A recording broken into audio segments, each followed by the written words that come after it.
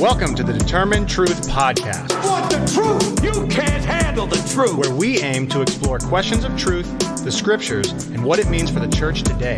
Here are your hosts, Rob Dalrymple and Vinny Angelo. We're going to welcome you again to our study of the book of Genesis. This is week number 8 in our study. We've been looking at the book of Genesis and kind of going one topic at a time and then exploring how that topic pervades to the biblical story. So Genesis 1, 2, and 3 really sets the context for the rest of the biblical story. And it's way more, by the way, than what I've been discussing here. So way more. So as we move on, this will be our last study here. We'll take a week off and then we'll do Genesis chapters 4 through 11 over the course of the month of June. If you're listening to this somewhat live in 2022, you're welcome to join us. Just send me an email at rdalrymple19.com and I'll be happy to invite you to the Zoom call. But we're going to look at Genesis chapter 3 today, and we're starting in verse, what do we got? Verse 11, is that right? Verse 11. So somebody want to read Genesis 3, verses 11 through 13. And he said, "Who told you that you were naked? Have you eaten from the tree which I commanded you not to eat?" The man said, "The woman whom you gave to be with me, she gave me some of the fruit of the tree, and I ate." Then the Lord God said to the woman, "What is this that you have done?" And the woman said, "The serpent deceived me, and I ate." All right, very good. This is just classic passing the buck, right? This is just beauty as it goes. So if we have a professional counselor on board on the call who probably goes, "Yeah, I see this all the time," and all the rest of us are laughing because we do it too. So here we go. God asked of Adam, who told you that you were naked? If you recall from our previous study, God says, "Where are you?" And he says, "I was hiding because I was naked and I was afraid." And God's like, "Well, I wasn't asking why you're hiding. I was asking where you are. Now that you bring it up, who told you that you were naked? And have you eaten from the tree of which I commanded you not to eat?" And the answer is, the woman whom you gave me. It's God's fault. Well, it's Eve's fault, but ultimately it's God's fault because it's not my fault. It's the woman whom you gave me. It's like saying that to God, really? I might want to not go down that path. So the men in the room are being quiet right now. Here we go. So then God asked of Eve, "What is this that you have done?" And what does she do? She blames the serpent. The serpent deceived me. Here we go. Now, remember the fact that the serpent deceived me. We'll talk about the serpent a little bit as we proceed. But as you move on through the biblical story, the serpent is the deceiver. And if we have time at the end of the day or the end of the evening tonight, remind me, if we have time, about the millennium and the serpent. How's that? I'll throw that out there if someone wants to take that down as a note. The millennium and the serpent, because I think that actually provides our answer to the question. But let's move on for right now. Anybody have any questions or comments? Yeah, Helen. I'm super curious around the age of Adam and Eve, like emotional age of Adam and Eve at that point, because they... No, okay, you froze, Helen. So you said that the emotional age? Yeah, they seem childlike to me in how they're kind of... So I was just curious whether there's any discussion about that at all. There's no way to answer the question, and anyone that tries to answer the question is speculating on something the text doesn't give you anything to go on at all. And note that question also. And again, if we have time at the end of the night, I'll give you some other thoughts on that kind of might stretch your mind, but I'll leave it at that. The text doesn't answer. There's just no way to say, right? If I've heard any speculation before, and it's silly, in their mid-20s, they're mature adults. But remember, they were described as being infants or being children because they didn't know good and evil yet. So there's no way to answer the question, though. So, all right, moving on. Anybody else? Verses 14 through 19. Genesis 3, 14 through 19. All right. The Lord God said to the serpent, "Because you have done this, cursed are you among all animals and among all wild creatures. Upon your belly you shall go, and dust you shall eat all the days of your life. I will put enmity between you and the woman, and between your offspring and hers. He will strike your head, and you will strike his heel." To the woman he said, "I will greatly increase your pangs in childbearing, and pain you shall bring forth children. Yet your desire shall be for your husband, and he shall rule over you." And to the man he said, "Because you have listened to the voice of your wife, and have eaten of the tree about which I commanded you, you shall not eat of it. Cursed is the ground because of you. In toil you shall eat of it all the days of your life. Thorns and thistles it shall bring forth for you, and you shall eat the plants of the field. By the sweat of your face you shall eat bread until you return to the ground, for out of it you were taken. You are dust, and to dust you shall return. All right, there's a number of misunderstandings that happen in this passage. We're going to try to clarify a few of them. Let's begin with some kind of preparatory notes. The first two fill in the blanks there. It says God's words are more descriptive than prescriptive. And let me explain, but they're more descriptive than prescriptive. So the first fill in the blank is descriptive, and the second one is prescriptive. He's telling us the way it's going to be as a declaration of fact. He's not prescribing something. He's describing something. He's not, you know what, because you did this, I'm going to make sure this is the case. He's simply saying, this is what's going to happen. This is the way it's going to be. And the note below says, it's not a punishment, but a declaration of fact. All right, now as we move forward there, the focus is now on the seed of the woman versus the seed of the serpent. The seed of the woman versus the seed of the serpent. And something should tell you already the fact that women don't have seeds, that something greater and more significant is going on than just some seed of this versus seed of that. And obviously how do you kind of get over that? Continue to go over that as we go through chapters 4 through 11 in our next study. But the focus is now on the seed of the woman versus the seed of the serpent. All right, next thing to note, God does not curse Adam and Eve. And this is commonly misunderstood. Oh, God curses the serpent, then he curses the woman, then he curses the man. That is not true. God does not curse Adam and Eve. He curses the serpent and the land. The serpent and the land are the only things that are cursed. God never places a curse on Adam and Eve. And I think that's very significant. So on the serpent, he's going to eat dust in accordance, of course, with the sin of forcing them to eat, right? So the serpent's now going to eat dust. And there's a lot of things that are going on. I'd rather not get into a long conversation about the nature of the serpent here. That's okay. But let's see, there's going to be enmity between the serpent and the woman. In verse 15, letter B, this is called the proto-evangelium, or the first gospel, or the first announcement. Evangelium is the Greek word for good news. Proto is first or before. So the first good news. And we call it the proto-evangelium, or the first prophecy even in the Bible, Genesis 3:15. It's the kind of the first prophecy, and that is, I'm going to put enmity between your seed and between her seed. And seed, there's a couple of things you need to know about the word seed. First off, seed most often refers to an immediate descendant. So when we get to Genesis chapter 4, verse 25, Seth is called the seed of Adam and Eve. Like, oh, maybe this is the seed that we're talking about.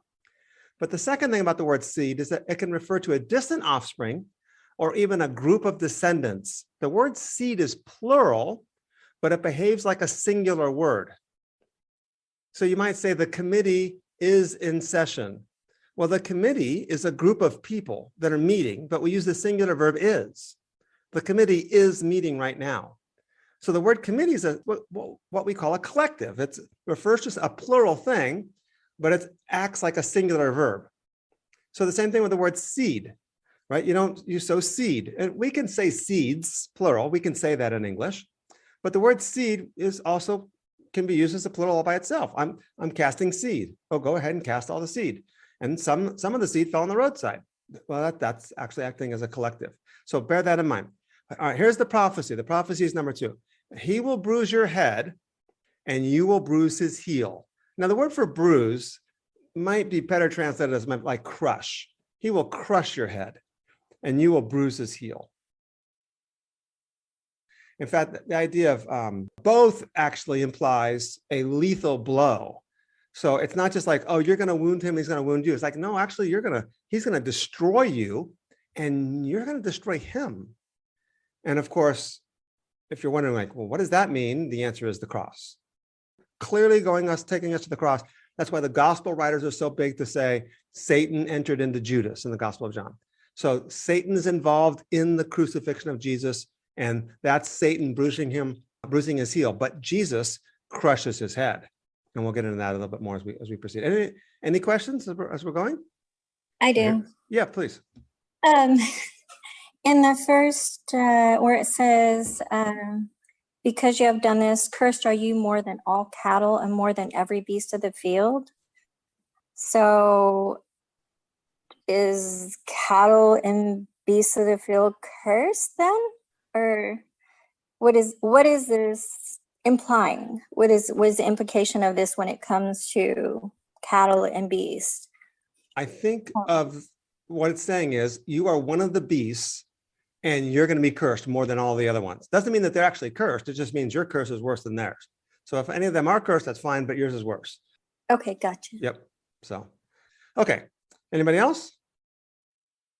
So here we go. So let's go down to the woman. So the first thing is he addresses them in reverse order of how they were introduced. And this is called a chiasm, right? Where he introduced Adam first, then Eve, then the serpent. And then he refers or rebukes, gives judgment. Don't say curse, because he doesn't curse the woman and the man. But he refers back to the judgment of them in reverse order. So Satan first, or the serpent first, then the woman, then the man. So to the woman, I will greatly multiply your pain and child. Well, this is actually surprising. And I'm not a Hebrew scholar, but I've done enough research on Hebrew scholarship to know this. Childbearing is not correct. All right, so here we go. New American Standard says, I will greatly increase your pain in childbirth, or actually, I'll greatly multiply. And that's a good translation, because multiply, obviously, Adam and Eve were to be fruitful and multiply. And all of a sudden now you're at the multiplying is going to be a problem.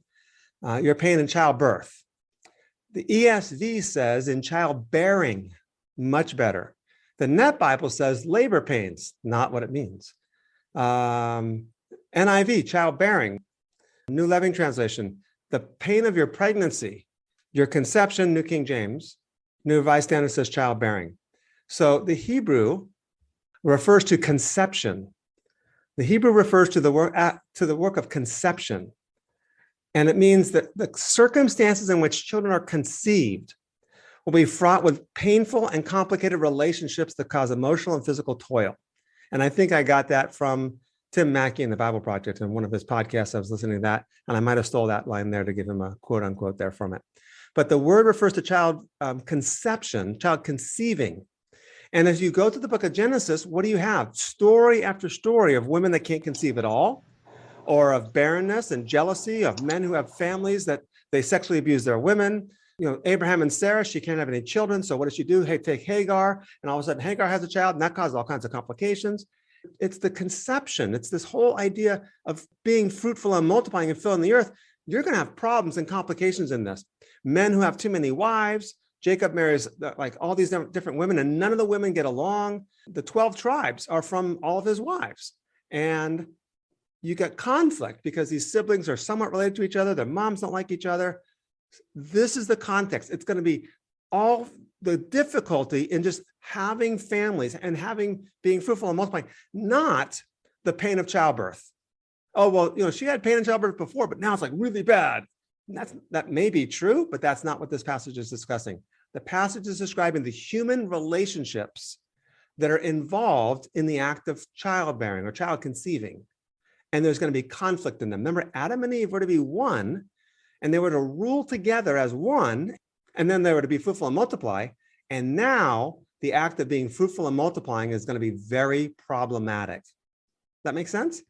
Problematic because they might be barren, problematic because there might be adulterous relationships, problematic because there might be other wives being involved, problematic because of all kinds of other issues. And as you read the book of Genesis, that's what those stories are all about. And remember, by the way, you can't read Genesis and go, these are the heroes of the faith, which is the way I was taught in Sunday school. These guys are not the heroes of the faith. They are far from it. It's like, how does God use these people? And the answer is, if God can use them, then he can use us too. There's hope for us, right? Yay. Our church is okay. We're not even as bad as they were, and they're in the Bible. Here we go. The next verse, also radically misunderstood, or not the next verse, but the next point on number 2 on the outline. And I wrote about this in my blogs on Determined Truth. It says, your desire will be for your husband. All right, now the Hebrew word, teshuqah, appears only 3 times in the Old Testament. And this is the word for desire. I probably should have put that down in the notes. The Hebrew word for desire occurs 3 times in the entire Old Testament, which means that's bad news. Because when it comes to what a word means, you don't go to a dictionary or a lexicon to find out what a word means. You go to see how the word's used. And the more times the word's used, the more often you realize, okay, this is the way they use it. If they use a word 1,000 times, and 750 times it's used this way, that's the standard meaning. And 125 times it's used this way, 100 times it's used this way, and 25 times it's used this way. Okay, there are variations of what it means, but the standard meaning is this one. And in the context, that's the meaning here. Or, well, it's also used this way 125 times. And the context here says that's how you go about the process of determining what a word means. So, by the way, if you ever have pastors or preachers get up and say, they give sermons on, and they spend 10 minutes on the meaning of a word, you probably need red flags, because the meaning of the word should be apparent from the context. And if the meaning of the word that they give you in this great sermon isn't apparent from this context, then they're probably reading something into the meaning of the word that's probably not there in the context. Now, sometimes, like Vinny and I just did a podcast and we talked about what the word glory means. And the reason for that is because the common meaning of glory, I think, and you guys tell me if you think something different. I think when we think of glory in the church, we think of like, oh, hallelujah. But I can't sing, and I couldn't sing with a voice. We sing of hallelujah. We sing of like worship. We sing of ecstatic utterances and praise music. That's what I think we think of. And that's not what the word glory means. So we beheld his glory in John 1:14. So Vinny and I spent 5-10 minutes saying, hey, this is what it means in the Hebrew Bible. This is what it means in the Greek New Testament. This is what it comes to mean in the Gospel of John. Here's how it fleshes out. And the context is showing you this. So that's kind of the idea. So Bill and Gracie, and I don't know if anybody else, I preached for 7 years, and Gracie was probably there for like every single sermon, all 7 years. I rarely ever mention what a word means in the Greek or Hebrew in the middle of a sermon. I think maybe 4 times, because you shouldn't need to do that. It should be obvious from the meaning, from the context. But this word has been abused. Your desire will be for your husband. Oh, see there, women, you're going to desire your husband. Right? And then the next line says, and he's going to rule over you. See, God established male domination. Patriarchy was established in the book of Genesis. This is the argument. That's why I'm harping what the word means. Because they'd say the word desire means you're going to desire your husband in the subordinate role, subordinate way, whatever that word means, subordinativity, what have you. And he's going to rule over you. See, God may have made Adam and Eve equal in Genesis 1 and Genesis 2. They're co-heirs. They're both made in God's image. They're both going to rule over the fish, the sea, and the birds of the air. They're both going to subdue the earth. They're both equal. Eve's the helper, but it's not inferiority. That's fine. But in Genesis 3, Eve desires her husband and he rules over her. That's not what it says. So let me explain. The word only occurs 3 times for desire. And so that becomes problematic. Like, what does this word mean? Now, the benefit actually is this. The second occurrence of this word is in Genesis 4, verse 7. So notice we have 2 occurrences of this word within a very short span of time. And so if we can see what it means in Genesis 4, maybe that'll enlighten us what it means in Genesis 3. So in Genesis 4, it's talking about Cain killing his brother Abel. And look what it says in verse 7. It says, if you do well, will not your countenance be lifted up? If you do not do well, sin is crouching at your door, and its desire is for you. There's the word desire. And the word desire in Genesis 4:7 is sin's desire to dominate you, right? I mean, that makes sense. If I say the word desire means to dominate you, it fits the context of Genesis 4, verse 7, right? Sin is crouching at your door, and if you don't do well, it will take you over. It will dominate you. That makes sense. And if we go back to Genesis chapter 3, just 10 verses earlier, whatever it might be, and say, is that what it means in Genesis 3:16? That Eve is going to desire to dominate her husband. Is it saying she's going to desire to be subordinate to her husband, or she's going to desire to dominate him? Now, let me before I go any further, let me remind you, Genesis 1 and Genesis 2 says they're going to be co-equals. They're going to be co-rulers. Sin enters into the story, and now what do we have? Friction in rulership. So if I'm correct here, and let me go one more step to defend it, it's saying that she wants to dominate him, but he's going to rule over you. In fact, the word for rule actually implies ruling as a tyrant. So you want to dominate him in ruling, but he's going to dominate you. And again, this is not prescriptive, it's descriptive. It's another big mistake that people make here. So let me see if I can clarify everything again. It's not saying that she's going to desire to be subordinate to her husband and he's going to rule over her, and God's prescribing this. He's not prescribing anything. He's describing the way it's going to be. And what he's describing is, you're going to want to dominate your husband and dominate him like sin's going to dominate Cain if he's not careful, but it ain't going to happen. He's going to dominate you. And as you go through the book of Genesis, what happens? The male dominates over the woman. And just go through the entire Old Testament. The male continues to dominate over the woman. So this all of a sudden brings into the picture of say, well, oh, maybe God did not prescribe patriarchy. Maybe God did not describe female subordination. So all of a sudden he didn't, he just prescribed, he just describes it. So when you get to the New Testament, you know where I'm going to go with this. All of a sudden Jesus comes along and says, you know what, guess what? There's neither Jew nor Gentile, slave nor free, male nor female. We're all one in Christ Jesus. That's Paul understanding Jesus. So I think the New Testament is saying, we're going to go back to what it was supposed to be in Genesis 1 and 2 when it got messed up in Genesis 3. Let me stop there. Does that make sense? Comments or thoughts? You can see why this is such a big issue, right? This is a huge issue. And I've written about this extensively. I think also, I'll keep talking until you guys have any questions. I think also this has made serious problems in cultures and societies. Some Christian contexts and cultures where women are suppressed and their rights are suppressed. Well, think of the founding of America. Women weren't allowed to vote until the 1900s because they were inferior. And that comes from this Judeo-Christian value. Now, there are other cultures where women are suppressed. So you go to certain cultures in Indonesia, whatever, where girls don't get to go to school because we can't afford to pay for both our kids to go to school. We only pay for our boys to go to school. Well, that's not a Christian culture, but that's still a patriarchal culture. And so if the church were able to go, hey, what if we spoke into that and said, let's value girls? By the way, talking about abortion that we were talking about before we came on air, a lot of abortions are gender selective. They abort the girls. And what if the church said, no, not because you're murdering, but because we want to value women and girls as much as we value boys and men. So anybody else?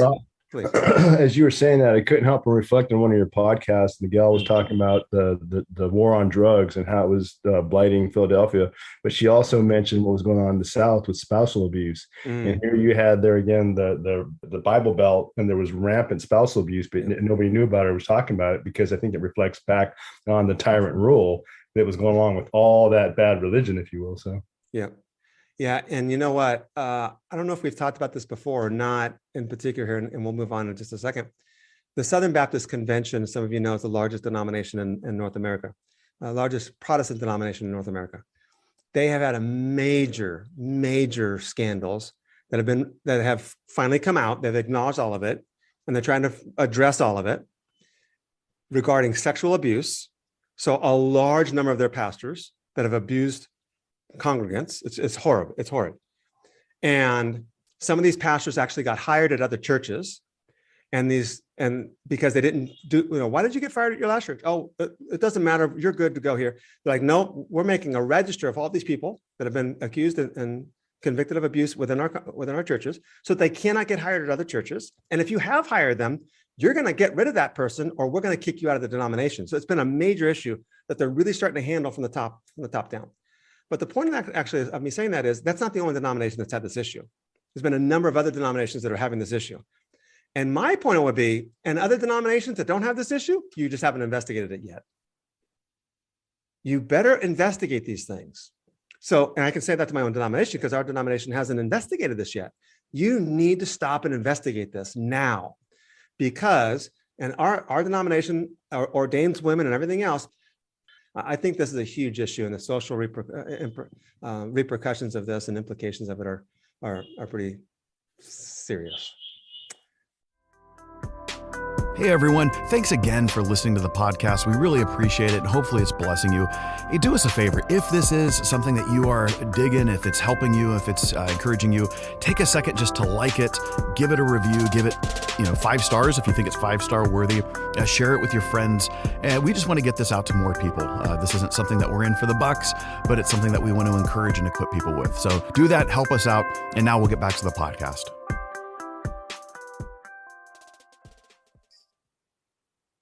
Here, your descriptive of what it really means is so helpful. Good. If we have that shared more often Yep.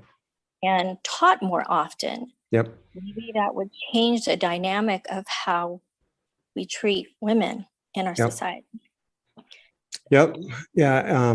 It's ingrained, so it'll be quite a battle. So Yes, yeah. In India also, sir, we in our places also this on this verse we read in the Bible, sir. So pastors also share in a different way that women has to submit and they have to very calm and quiet.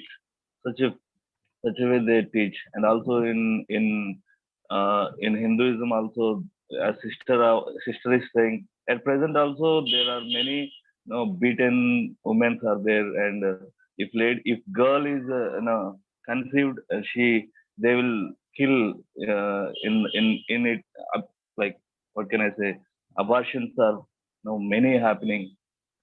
wow. Yeah, the way you explained really in a very balancing and very nice, sir. Good. And this is the first time I'm hearing. Thank you so much, sir. Wonderful. Yeah. Okay, good. Wonderful, Yeah, good. wonderful thought. And go back and replay it again, because I think it's something that we need to address too. So yeah, I did notice a cultural.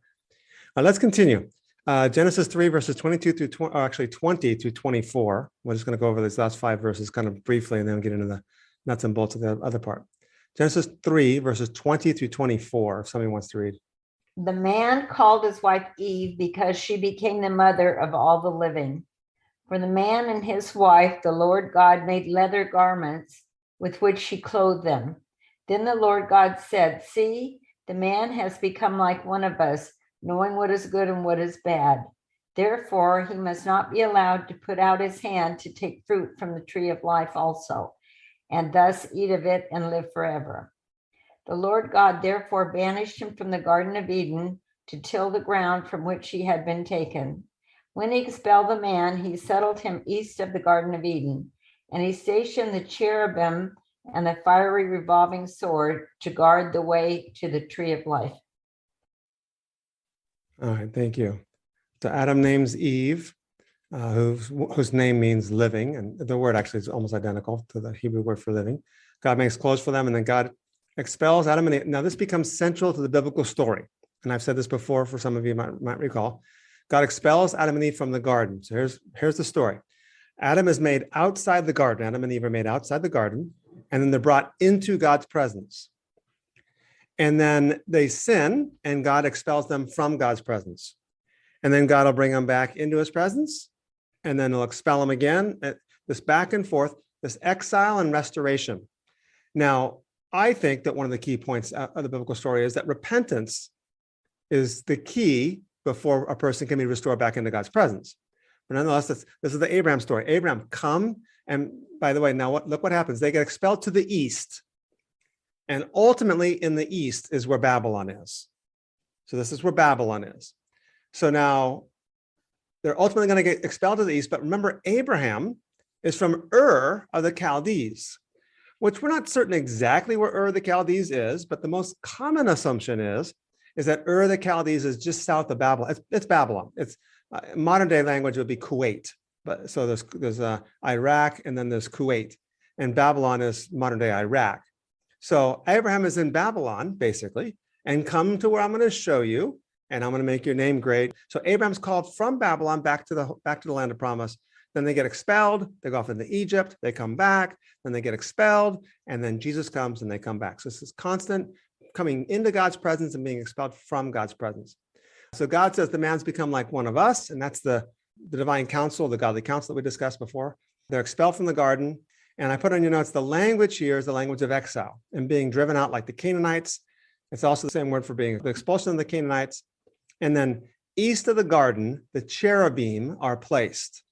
And the point number 1 underneath your notes there says, the cherubim guard the presence of God, meaning they do what Adam and Eve were supposed to do. Remember, Adam and Eve were supposed to guard the garden. And so now the cherubim are doing what Adam and Eve were supposed to do, and the people they're guarding it from is Adam and Eve. So the irony above ironies is you're supposed to guard this place, and now we got to guard so you can't come here. Cherubim are embroidered on the curtains of the temple. So we won't get into this now, and maybe we'll do a study of Exodus at some point in time.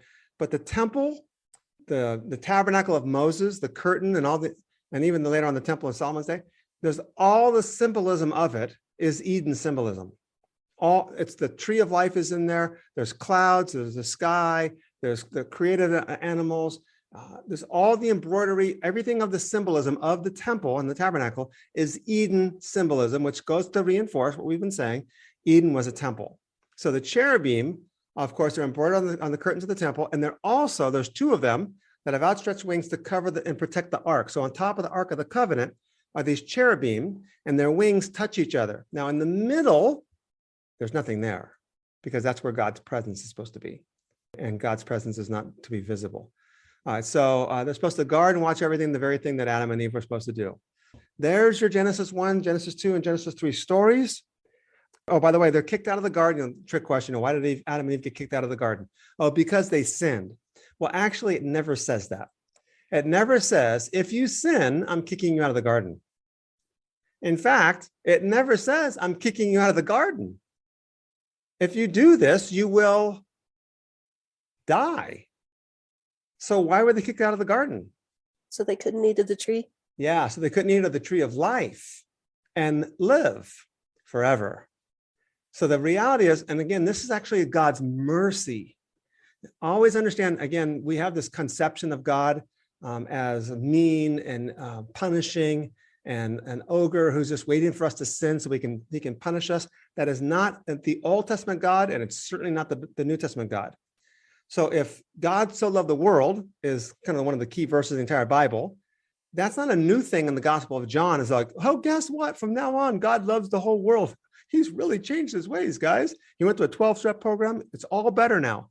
It's like, no, God has always loved all of the world, and God is love, always has been. So to read the Bible as though God's this punishing God, this judging God, it's like, actually, that's not accurate.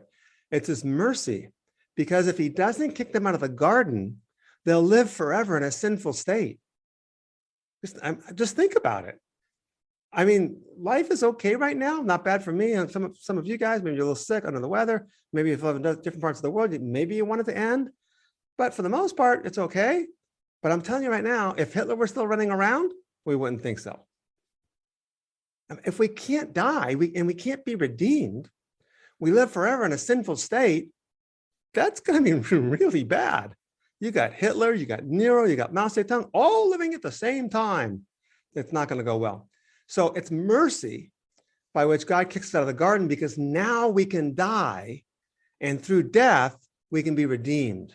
To throw a little Pauline theology into clear right now, the flesh gets corrupted by sin, and so the flesh must die and then be resurrected. And as it's resurrected, it can be redeemed now, and therefore there's no more death, pain, suffering, or sin in the new life. Does that make sense?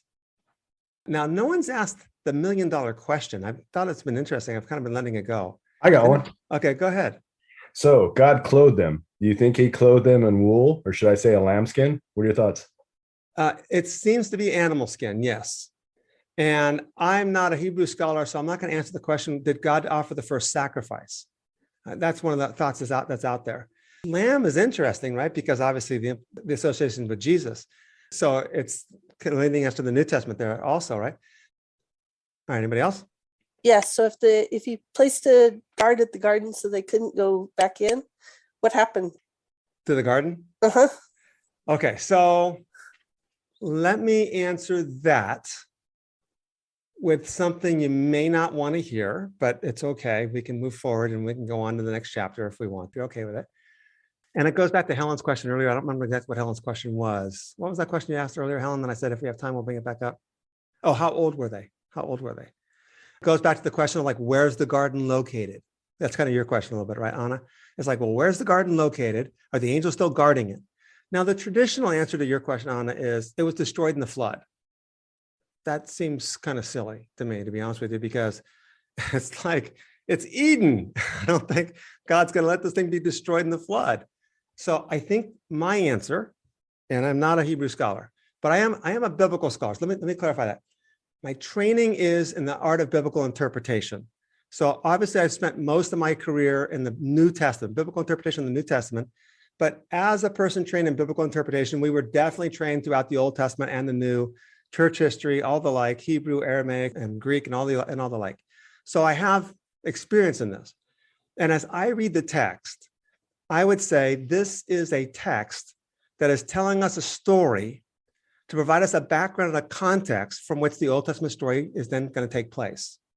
Meaning, I don't think we should read this as though Adam and Eve are actually historical characters living in an actual place on the earth where there actually was cherubim guarding the entrance so they couldn't actually get back into it.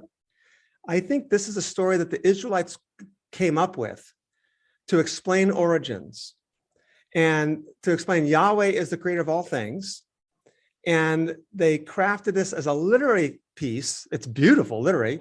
And that's why the later story fits so well with this story, is because the writers of the later story are the ones who wrote this story, if that makes sense.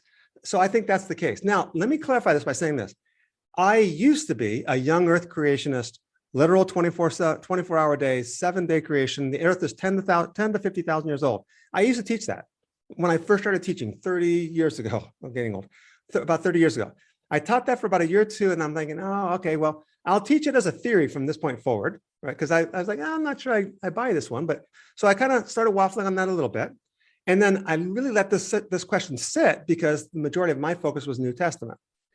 But then I come back to it now and I go, yeah, this is a story. And I can see how this is a story that's being crafted to tell the grand narrative of God's scheme. And I think that's the way I would look at it. So I don't consider personally that Adam and Eve are historical characters. So that answers Helen's question. How old were they? It's totally irrelevant to the text. So you might not agree. And I think, by the way, I interviewed Tremper Longman on the podcast a year or two ago. He wrote a book, Old Testament Controversies, I think was the name of his book.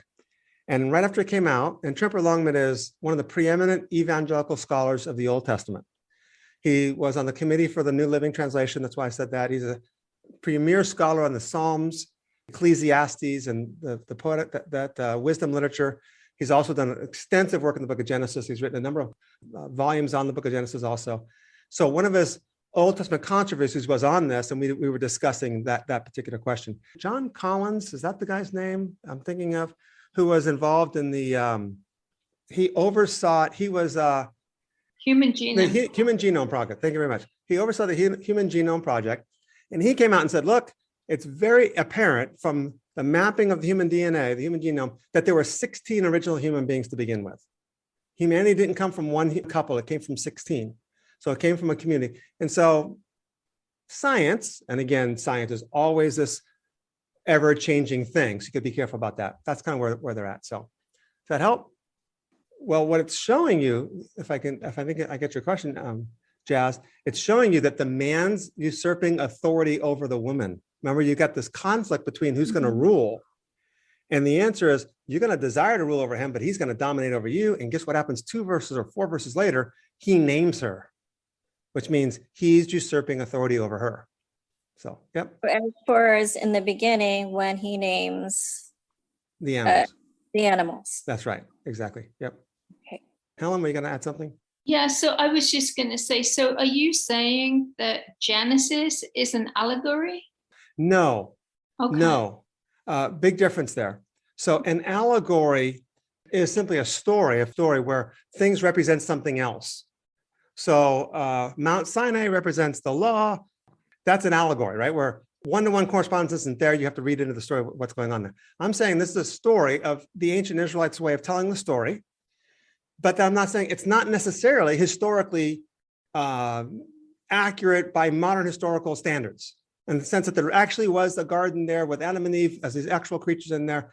The fact that you got a talking serpent should tell you already to begin with, by the way, that wouldn't have surprised the ancient storytellers, because that's just what they thought of. But when we look at it and go, okay, talking snakes, do we need to go any further? No, this is not historic. This is not an actual historical account of what really actually transpired. At the same time, however, how would you say it? The themes, the theology that's embedded in there, the sovereignty of God, God as creator, humanity's choice to who's going to rule, the wisdom that says, God, you're in control. All that we've been fleshing out, that's just unequivocally, theologically correct, whether or not it's predicated on actual historical events or not. That makes sense? I'm going to avoid using the word myth. And the reason why is because that's actually a correct word, but what they meant by myth is not what we mean by myth. What we mean by myth is simply just false, an untrue story. But that's not what they meant by myth. That's just the way they told stories back then. And our first reaction to myth is it true? Is it true? And they're like, of course it's true. But again, we're asking true on this historical, verifiable context. And that's not the way they were thinking. They would even have thought of answering the question. Where do you draw the limit on that, though? Because you have a talking donkey, you have a day that stood still, you have a day that went backwards, you have darkness throughout the whole land. Very good. So genre is the first thing that you have to look at. That's very good, right? So genre is the very first thing you have to look at. And what's the context? What's the genre? Now, again, that's where we get in trouble, right? So I'm teaching next week on biblical interpretation. Obviously, genre is a big issue. But what we do with genres is we say, okay, history means this, and we use modern historical standards of what history means. But if you look at the story of, for example, in 1 Samuel, you're not going to get more history than 1 Samuel. Well, okay, true, but it's not history the way we write history. So in chapter 16, for example, we tell a story history in chronological order. They didn't. I think it's 1 Samuel 16. David slays Goliath. The next chapter, David's introduced as a character you've never met before. It's like, I know who he is. He just slayed. So something's going on there. It's literary, and literary at its first basis. And when you see the literary themes, it's actually masterful literary. This is literary of the highest quality. It's really, really good literature. That's the first thing you have to look at. When you look at things like the sun standing still or darkness of the land, well, it's genre. And so now this is more my cup of tea. So when you talk about the crucifixion of Jesus and the events on the cross, it says in Matthew's gospel, the tombs broke open and many dead people were walking around. That's apocalyptic language. That's all this is. This is apocalyptic language. This is the bones of Ezekiel 37 coming to life. So the fact is he describing something of actual historical significance that actually happened historically? Or is he using apocalyptic language to say, Ezekiel's being fulfilled, guys, Ezekiel's being fulfilled? And I think the latter is the answer. It's Ezekiel being fulfilled. And how do we know? Because no one ever talked about these bodies after that. What happened to them? Matthew doesn't address what happened to the bodies. Mark and Luke don't even mention them. John doesn't say anything about them. The book of Acts, did they continue living on? Were they zombies? Did they have souls? All these questions we would ask, like the fact that those questions aren't even answered tells you because there wasn't actually dead people walking the streets. It's apocalyptic language to tell you what's going on. Now, as far as the darkness coming over the land, well, you go to the book of Acts at Pentecost now. At Pentecost, Peter's like, hey guys, I know we're speaking all these tongues. And you have flames of fire and violent wind. That's Exodus imagery, right? The wind and the flames of fire, the presence of God language. And maybe that happened, that's fine. But they're all filled with the Holy Spirit. And then Peter says, this is what the prophet Joel said would happen. In the last days, I'll pour out my spirit on all mankind, and there'll be signs in the sun, the earth, the moon, and the stars. Not maybe an accurate quote, but something along those lines. There's going to be these phenomena, this cosmic phenomena. But no one ever says that the sun became darkened during Pentecost. No one says that.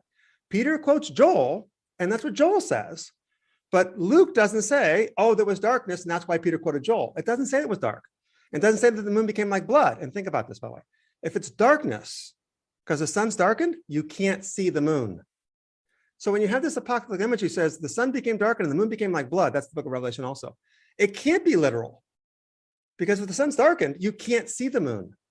And so you realize, oh, it's apocalyptic imagery. And the way I like to describe apocalyptic imagery is it's cosmic upheaval language. The earth was shaking and the foundations of the earth shook and the heavens were ripped apart like a sunder, like a scroll that was rolled up and the stars fell from the sky. Now, by the way, it can't be stars falling from the sky because they're billions of miles away and you wouldn't actually see them. If they fell here, one star is bigger than the whole earth, it would blow the whole. It's apocalyptic language. And what you're doing is you're saying, when God acts in history like this, whether it's the cross, whether it's Pentecost, whether it's the resurrection of Jesus, whether it's the descent of the Spirit here on Mount Sinai. When God acts in history, I have no other language to use except there was an earthquake like no earthquake ever before, or there ever will be after that. That's Revelation 16. And there's 100-pound hailstones. Okay, 100-pound hailstones would destroy life. But they cried out to God because of the hailstorms, because its plague was extremely severe. There'd be nobody alive to cry out. Okay, and that's what we're thinking. And the writers would be going, you guys are like crazy, because you're trying to reconcile the literalness of this language and missing the point of the language. So that raises the question now. And by the way, there's a major professor in an evangelical school, I'm trying to think of the name, and a popular school, and he's very conservative and very evangelical. And he lost his job because he said Matthew 28 or Matthew 27 was not literal. It literally did not become dark while Jesus was on the cross. It's just apocalyptic language. And the tombs did not literally break open. It's apocalyptic language.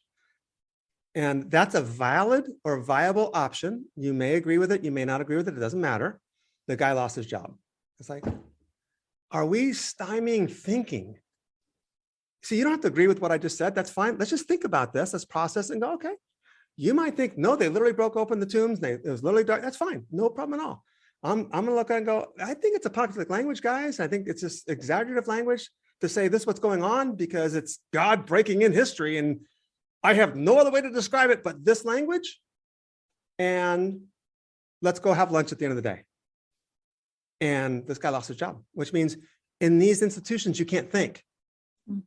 And if you can't think, that's why the Bible translations all say what they say, because if the Bible translation says something else, then all these institutions won't use it because you can't allow thinking in these institutions of that kind anyways. There's some thinking, but just not critical thinking when it comes to things like this. So I ranted a little bit. I hope that's okay. So does that then apply to the resurrection? No, I don't think so at all, because it's not apocalyptic language in the sense that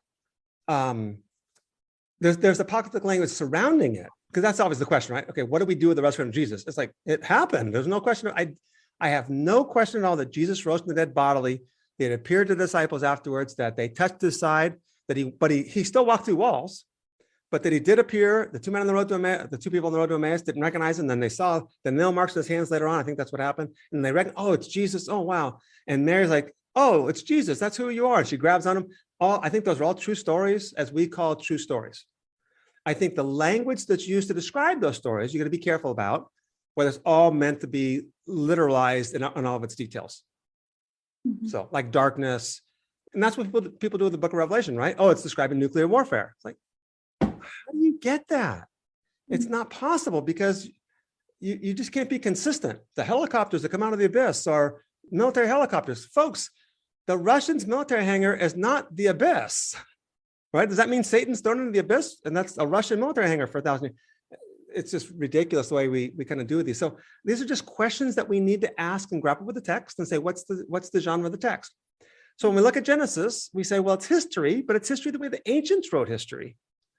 And the creation accounts that they wrote, that we know these creation accounts are creation accounts modeled after, no one was suggesting that there really was sea dragons out there fighting these battles that the gods had to stop in order to do his creating. But that's the way the biblical story is telling its story. So I think that's correct. I've come all the way from the right, on the far right, to what you might go, oh, Rob's a real liberal on these things, like whatever you want to call me, I don't care. But it's been a long process. So anything else?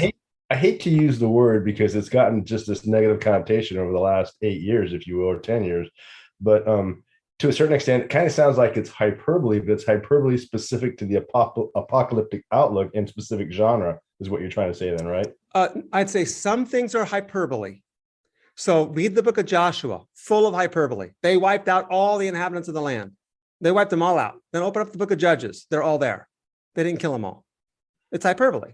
Okay. Because when ancient kings tell war stories, what do they say? We wiped them all out. There wasn't one soul left. That's just the way they tell history. So that's called hyperbole. And Joshua does it also. And the fact that all these Canaanites are still there in the book of Judges tells you didn't wipe them all out, did you? Like you said, and it's in the book of Joshua too, because the next chapter will say they didn't wipe them all out. That's hyperbole. When they say the sun and the moon were turned black, or the stars fell from the sky, that's apocalyptic language. So I wouldn't say Genesis is apocalyptic. That's not what I'm saying at all. It's what we call creation. And again, I don't want to use the word myth because that's the proper word, but we mean something different by it than they meant by it. So if we were in an Old Testament scholarly course, we would call this a creation myth. But I can't say that here because you think I mean something that I don't mean by it. As like it's a false story about mythological characters and creatures. Like, no, I'm just simply saying they're writing the history. And let's say the history is written, let's say Moses wrote it. That's fine. Let's say Moses wrote some of it, 1300s BC, 14th century BC. Well, you're writing something about the distant past. And now the story I used to believe is, well, they got scrolls, they're written down, stories were told over generations, and they memorized them. And of course, Moses, the leader of the Israelite people, he's going to have copies of the scrolls. Here's the reality. I'm good. I'm good with this, totally good with this, the way it is. In fact, I think my faith is stronger than it was when I had to literalize everything, because when I was literalizing everything, I was like, I had to defend everything. Every accusation had to be defended. Where does history start? I think that's a great question. I think that's a great question. I have no problem with history starting at least with Genesis 12 and Abraham's story. I have no problem with that. I think there's a genre change in Genesis 12, so I think that makes sense. So that leaves Genesis 1 through 11 not fitting in there.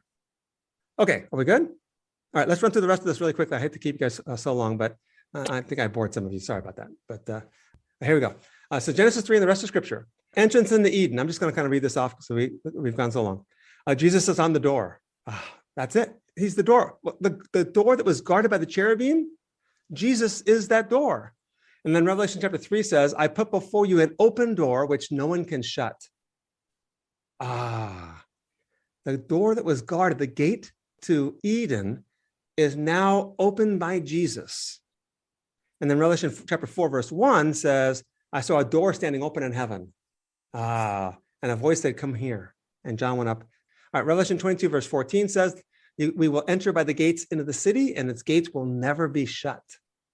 So I think this is New Jerusalem language, but it's also Eden language. And we discussed how the New Jerusalem has some Eden language in it, and we can go over that some more at another time. Let's look at the Luke 10 passage. Let's look at the Luke 10. Are you guys okay with time right now? Yes. Yeah? All right, I don't want to skip over this too quickly here. Luke 10, 17 through 20. This is really a critical passage. Somebody want to read it? Okay. Now the 72 returned with joy, saying, Lord, even the demons are subject to us in your name. And he said to them, I watched Satan fall from the heaven like lightning.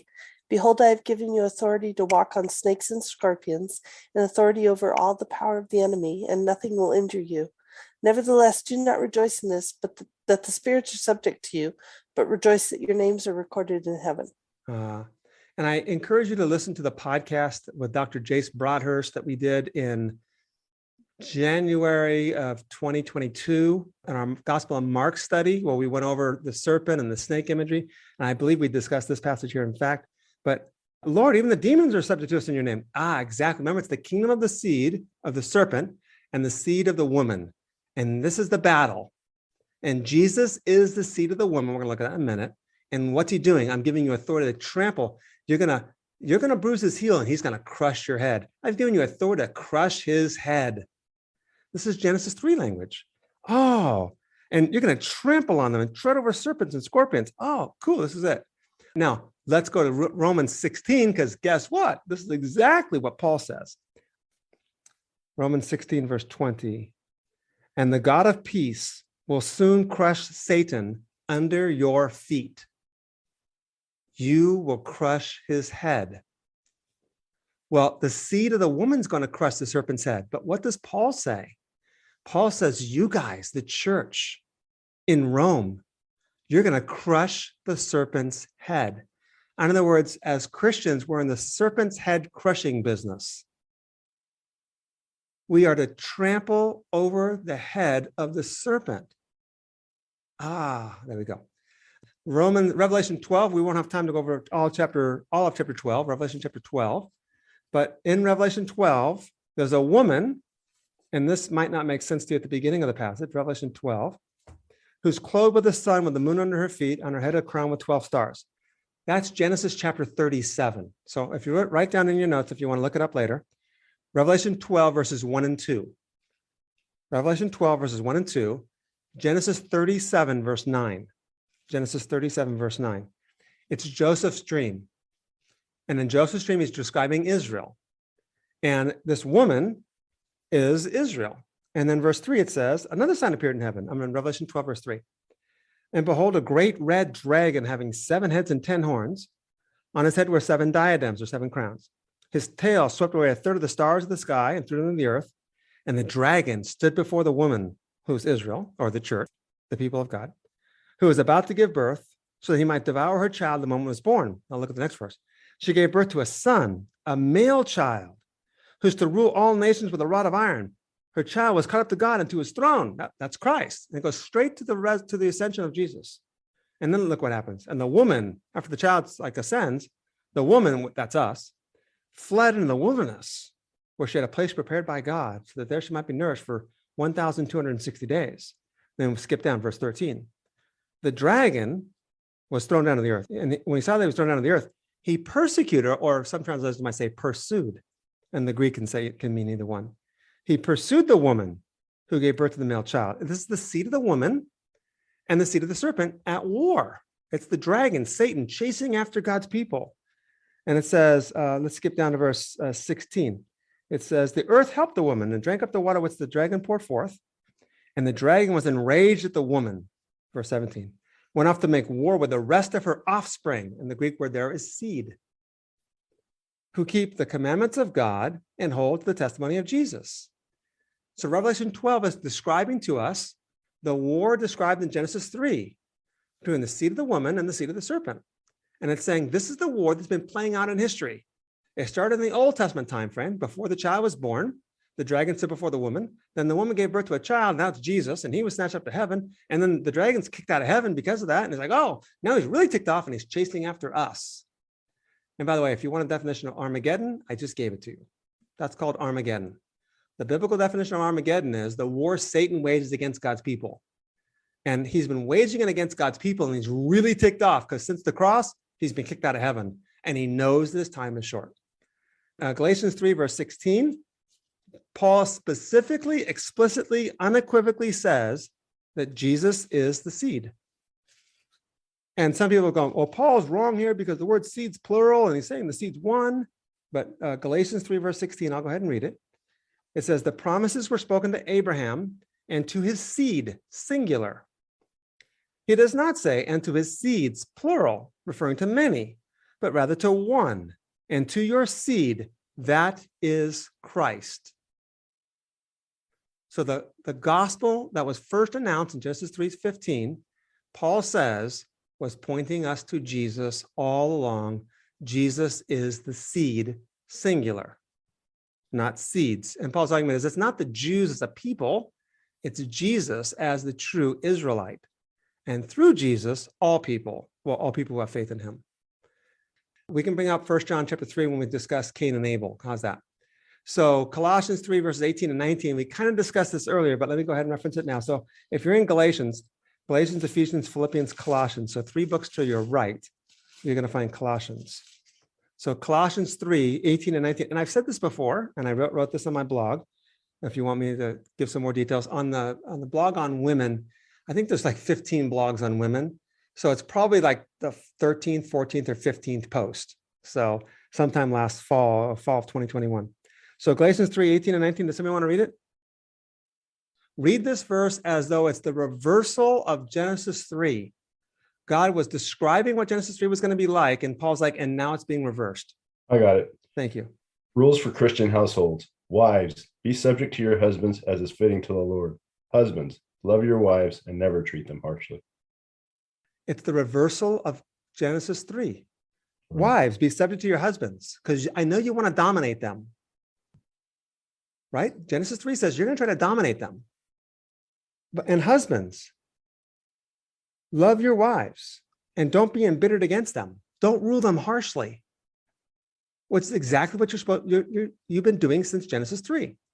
And then Colossians 3 is giving us the reversal of the punishment upon Adam and Eve, or the consequence of their sin. Again, it's not the curse because they weren't cursed. Satan was cursed and the land was cursed. Anybody else?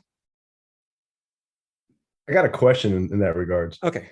You look at the high places and what was going on with the false worship and false gods. There was usually a lot of extreme perverted sexual activity that was going on there. Yeah. You think that perhaps what we were talking about earlier with the Baptist church, other churches, certainly the Catholic church, is that not sex itself being a tool by which evil is infiltrating and trying to diminish the church's impact?